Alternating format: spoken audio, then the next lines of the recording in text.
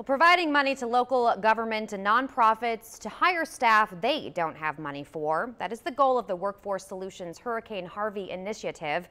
Brian Burns tells us about one success story.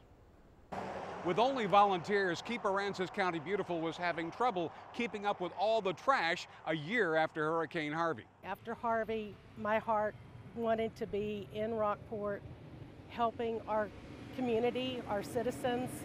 And so all of this just fell into place. And we're doing a lot. Rosemary Pizio White lives in Rockport and worked in Corpus Christi for the past decade.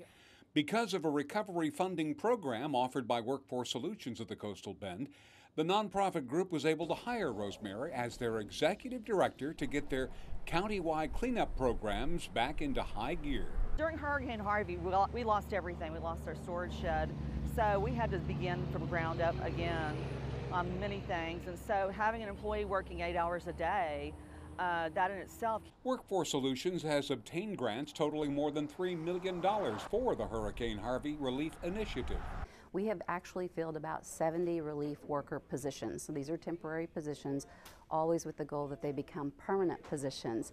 And most of these jobs are lasting up to a year or 2,080 hours. De La Garza says not only are they looking for candidates in the affected counties, but they're still trying to get the word to local governments they can help fund at least 60 more jobs. Aransas, Bee, Clayburgh, Nueces, Refugio, and San Patricio counties, working very closely with them because we know there's still a lot of our labor force out there that haven't been able to get back to work.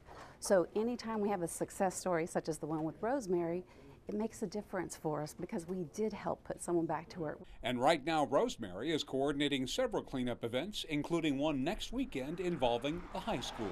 With the Pirate Suite cleanups coming up, besides the students, Keep Aransas County Beautiful says they could use all the volunteers they can get. From Aransas County, Brian Burns, 3 News.